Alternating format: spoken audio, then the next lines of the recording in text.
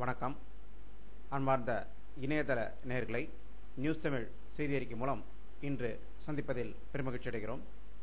இன்று 27 அக்டோபர் 2008 முக்கிய செய்திகளை பார்ப்போம்.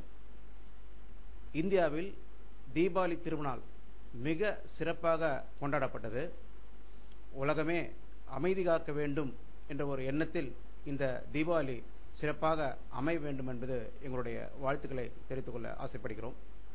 இன்றைய செய்திகளை பார்க்கலாம். மகாராஷ்டிரா மாநிலத்தில் வடமாநிலத்தவர்களுக்கு எதிராக தாக்குதல் நடத்தப்படுவதை தடுத்து நிறுத்த கோரி பீகார் மாநில முதல்வர் நிதிஷ்குமார் தலைமையிலான அனைத்து கட்சி குழுவினர் இன்று மாலை பிரதமர் மன்மோகன் சிங்கை சந்தித்து வலியுறுத்த இருக்கின்றார்கள். என்னை கைது செய்ய காவல்துறை உயரதிகாரிகளுக்கு தமிழக முதல்வர் கருணாநிதி அவர்கள் ஆணையிட்டுள்ளார் என்று அனைத்து இந்திய அதிமுக பொதுச் செயலாளர் செல்வி ஜெயலலிதா அவர்கள் இன்று குற்றம் சாட்டியிருக்கிறார்கள். அந்த குற்றத்தை போலீஸ் துறையினர் கடுமையாக மறுத்ததாக செய்திகள் வந்து கொண்டிருக்கின்றன.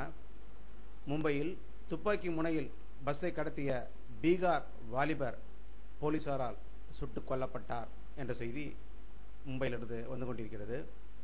ஜம்மு காஷ்மீரில் தீவிரவாதிகள் 5 பேரை பாதுகாப்பு படையினர் இன்று சுட்டுக் கொண்டதாக காஷ்மீரில் இருந்தும் செய்திகள் வந்து கொண்டிருக்கின்றன. இந்திய பங்குச்சந்தையில் மாபெரும் வீழ்ச்சி இன்று ஏற்பட்டது. பங்கு சந்தையின் சென்செக்ஸ் குறியீட்டு எண் 7766 ரூபாயாக இன்று காணப்பட்டது.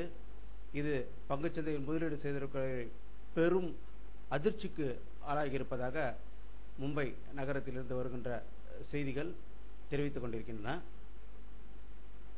இலங்கை தமிழர் பிரச்சனையில் தமிழக முதல்வர் கருணாநிதி அவர்கள் தடுமாறிக்கொண்டிருக்கிறார் என்று பல்வேறு கட்சிகள் அவரை குற்றம் சாட்டியிருக்கின்றன. சரியான முடிவு எடுக்காமல் தடுமாறுவதாக பாரதிய ஜனதா, இந்திய கம்யூனிஸ்ட் கட்சிகள் அவரை குறை கூறியிருப்பதாக செய்திகள் வந்திருக்கிறது. மீண்டும் செய்தி அறிக்கையில் உங்களை சந்திக்கும் வரை உங்களிடமிருந்து விடைபெறுவது உங்கள் கே பாலாஜி. நன்றி, வணக்கம்.